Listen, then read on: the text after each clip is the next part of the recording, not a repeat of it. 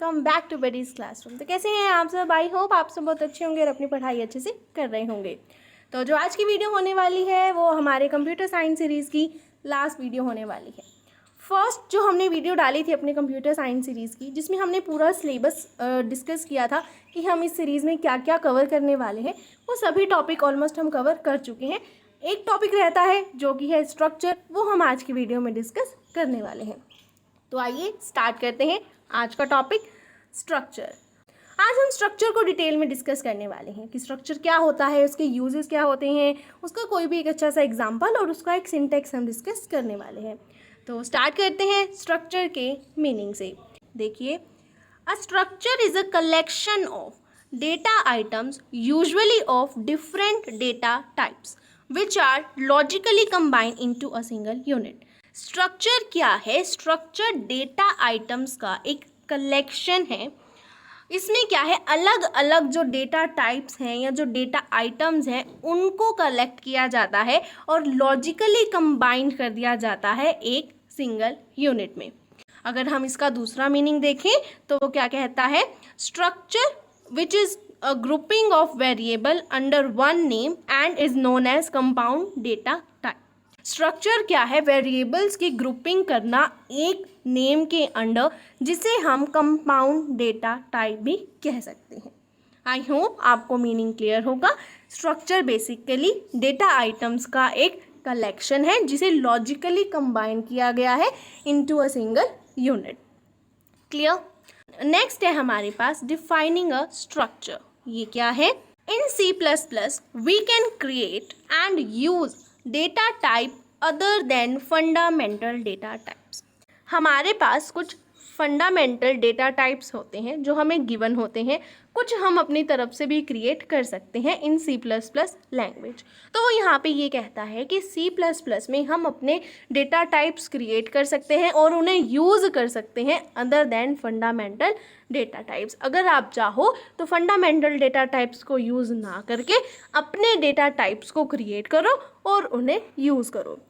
These are known as user defined data types। जब आप data types खुद से क्रिएट करेंगे, खुद से डिफाइन करेंगे, तो वो क्या कहलाते हैं? User defined data types. अब दो तरह से हम इसे एक्सप्लेन कर सकते हैं, using the keyword struct and using the keyword class. आप दो तरीके से जो है अपने डेटा टाइप्स क्रिएट करते हो, एक तो कीवर्ड स्ट्रक्ट यूज़ करके और सेकेंड कीवर्ड क्लास यूज़ करके। Data type define using keyword struct are known as structure. जब आप डेटा टाइप को डिफाइन करते हो या फिर क्रिएट करते हो कीवर्ड स्ट्रक्ट यूज़ करके, तो वो क्या कहलाते हैं? स्ट्रक्चर कहलाते हैं। और जब आप कीवर्ड क्लास को यूज़ करके अपने डेटा टाइप्स को क्रिएट करते हैं तो वो क्या बन जाते हैं? क्लास बन जाते हैं। क्लियर कि स्ट्रक्चर क्या है और इसे किस तरीके से बनाया जा सकता है। उसके बाद हम देखते हैं जर्नल सिंटैक्स ऑफ स्ट्रक्चर। देखिए, सबसे पहले आपको डालना है स्ट्रक्ट। हमने ऊपर देखा कि जब हम कीवर्ड स्ट्रक्ट यूज़ करते हैं तो वो स्ट्रक्चर बनता है। तो यहाँ पे हम क्या वर्ड यूज़ कर रहे हैं? Struct means structure. Struct then इस तरीके से आप यहाँ पर नेम डालेंगे कि आपको किसके लिए स्ट्रक्चर बनाना है। फिर उसके बाद आप पेरेंथेसिस को ओपन करेंगे, टाइप मेंबर 1 सेमीकोलॉन, टाइप मेंबर 2 सेमीकोलॉन। ये जितने भी आपको मेंबर्स लेने हैं या जितने भी आपको वेरिएबल्स लेने हैं, कोड डालना है, आप उतने यहाँ पर एंड टाइम तक यहाँ पर डाल सकते हैं। उसके बाद आपने यहाँ पर पेरेंथेसिस को क्लोज किया और सेमीकोलॉन लगा के अपना प्रोग्राम बंद कर दिया। ये था हमारे पास स्ट्रक्चर का सिंटैक्स। आई नो आपको थोड़ी सी कन्फ्यूजन आ रही होगी, लेकिन जब हम इसका एग्जाम्पल देखेंगे तो आपको क्लियर हो जाएगा। तो आइए एक बार इसका एग्जाम्पल देखते हैं। एग्जाम्पल में वो हमें कहता है, देखो, सबसे पहले आपने लिखा स्ट्रक्ट, फिर उसके बाद नेम की जगह हम यहाँ लिख रहे हैं एम्प्लॉय, क्योंकि हमने इस एग्जाम्पल में एम्प्लॉय का डेटा उठाया है। तो हम यहाँ पे क्या लिखेंगे? नेम की जगह लिख देंगे एम्प्लॉय, EMP शॉर्ट फॉर्म। उसके बाद हमने यहाँ पर पेरेंथेसिस को ओपन किया। उसके बाद हमने सिंटेक्स में पढ़ा था टाइप देन मेंबर। टाइप में हम ये लिखेंगे कि जिस डेटा टाइप को आप उठा रहे हो। यहाँ पे आपने एम्प्लॉय नंबर लिखा है मेंबर में, तो नंबर क्या है? इंटीजर में होते हैं, तो टाइप क्या हो जाएगा? इंटीजर हो जाएगा।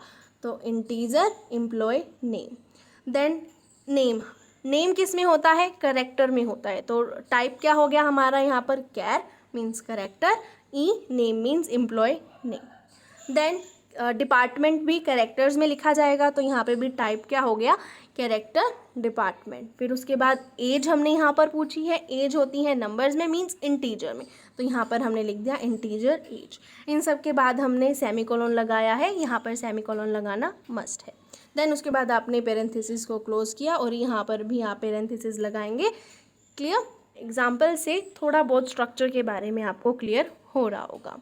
नेक्स्ट हम डिस्कस करते हैं नीड्स ऑफ स्ट्रक्चर, कि स्ट्रक्चर की हमें ज़रूरत क्यों पड़ी, हमें इसकी नीड क्या है, हम क्यों यूज़ करते हैं स्ट्रक्चर को। सबसे पहला पॉइंट वो हमें कहता है structure is used to connect dissimilar data types. हमने कहा था कि स्ट्रक्चर में हम अपने डेटा टाइप्स जो है वो क्रिएट भी कर सकते हैं, और स्ट्रक्चर क्या है, अलग अलग डेटा आइटम्स का कलेक्शन है जिन्हें लॉजिकली कंबाइन किया गया है। तो स्ट्रक्चर की हेल्प से हम जो डिसिमिलर डेटा टाइप्स हैं या डेटा आइटम्स हैं उनको आपस में कनेक्ट कर सकते हैं। तो क्या है, structure is used to connect dissimilar data types. Second है हमारे पास structure is user defined data type. Structure क्या है, यूज़र डिफाइंड डेटा टाइप है, इसमें हम डेटा टाइप खुद क्रिएट करते हैं और उन्हें यूज़ करते हैं। It access the data from memory according to requirement. जो स्ट्रक्चर है वो क्या करता है, मेमोरी से डेटा को एक्सेस करता है जब भी उसे ज़रूरत होती है, as it is a user defined data type.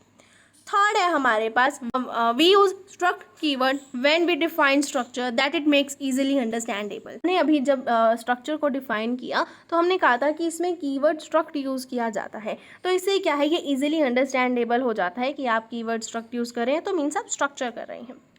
Fourth है हमारे पास every variable in structure have independent memory space for working.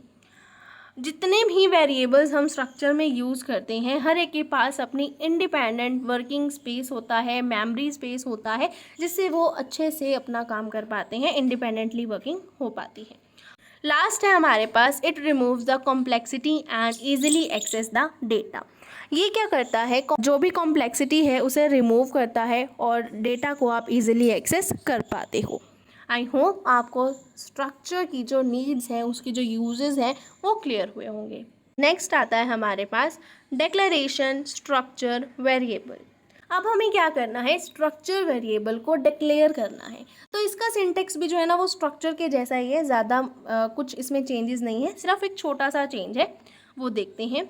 Structure variable can be declared after defining the structure type. जो स्ट्रक्चर वेरिएबल हैं उसे हम declare कर सकते हैं जब हम अपने स्ट्रक्चर टाइप्स को डिफाइन कर चुके हैं। देखो इसका सिंटेक्स सेम है, ध्यान से देखोगे तो जल्दी समझ आएगा। सबसे पहले हमने लिखा स्ट्रक्ट नेम, पेरेंथेसिस ओपन किए, type member 1, type member 2, and time तक हमने यहाँ पर लिख दिया। जो भी हमें डिटेल्स चाहिए थी एंड टाइम तक हम इसको लिखते गए। देन उसके बाद यहाँ पे हम क्या करते थे, पेरेंथेसिस क्लोज करते थे और सेमीकोलन लगा के बंद कर दिया। लेकिन यहाँ पे हमने क्या कहा, हमें स्ट्रक्चर वेरिएबल को डिक्लेयर करना है। वो कब किया जाएगा, जब सारे स्ट्रक्चर के टाइप हम डिफाइन कर चुके हैं। एंड टाइम तक हमने जो भी टाइप डिफाइन करने थे वो हमने कर लिए।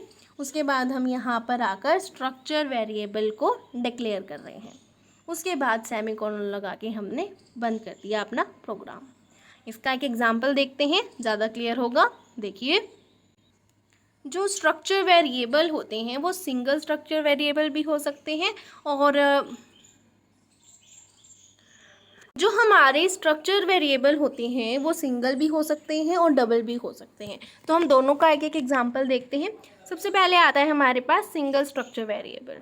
इसका एग्जाम्पल देखो, हमें एम्प्लॉय का डेटा चाहिए, तो स्ट्रक्ट एम्प्लॉय, पेरेंथेसिस हमने ओपन किया, integer employee number, semicolon. Name क्या होता है, कैरेक्टर्स में होता है, तो character E name. Then department भी कैरेक्टर में होता है, तो कैरेक्टर डिपार्टमेंट। एज हमें चाहिए थी, एज होती है नंबर्स में, नंबर्स हो गए इंटीजर, तो यहाँ पे हो गया इंटीजर एज। यहाँ पे हमने पेरेंथेसिस को क्लोज किया।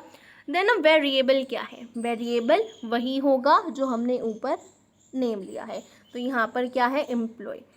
हम पढ़ रहे हैं सिंगल स्ट्रक्चर वेरिएबल, तो यहाँ पर हो जाएगा एम्प्लॉय 1। ये एम्प्लॉय 1 जो लिखा है वही आपका स्ट्रक्चर वेरिएबल है। उसके बाद आपने सेमीकोलन लगा के अपना प्रोग्राम बंद कर दिया। अब देखते हैं डबल स्ट्रक्चर वेरिएबल। देखो, स्ट्रक्चर एम्प्लॉय पेरेंथेसिस ओपन किया, integer employee number, character name, character department, integer age, then यहाँ पर पेरेंथेसिस को क्लोज किया, सेमीकोलन लगाया। नेक्स्ट लाइन में भी हम लिख सकते हैं और पेरेंथेसिस के आगे भी लिख सकते हैं। यहाँ पर क्या था, डबल स्ट्रक्चर वेरिएबल था, या फिर हम कह सकते हैं 2 स्ट्रक्चर वेरिएबल को हम डिक्लेयर कर रहे थे। तो यहाँ पर क्या है, एम्प्लॉय 1 एंड एम्प्लॉय 2। यहाँ पर एम्प्लॉय तो लिखना ज़रूरी है। अब हमने यहाँ पर 2 स्ट्रक्चर वेरिएबल लिया, तो हमने क्या किया, employee 1 and employee 2। Clear? Structure variable से कंफ्यूज होने की ज़रूरत नहीं है, सिर्फ आपको यहाँ पर एक डिफ़ाइन करना है, डिक्लेयर करना है एक वेरिएबल को। जो आपने नेम लिया है वही आपका वेरिएबल है। तो आज की वीडियो के लिए बस इतना ही। आई होप आपको आज की वीडियो पसंद आई होगी, एंड जिसने भी प्रीवियस वीडियोस नहीं देखी हैं वो प्लीज़ विज़िट कर लीजिएगा, लिंक आपको नीचे डिस्क्रिप्शन में मिल जाएगा। And please like, comment, share and subscribe and press the bell icon. And जिसको भी वीडियो से रिलेटेड कोई भी क्वेरी है तो आप नीचे कमेंट बॉक्स में पूछ सकते हैं। अब मिलते हैं नेक्स्ट सीरीज़ में, तब तक के लिए बाय बाय, टेक केयर।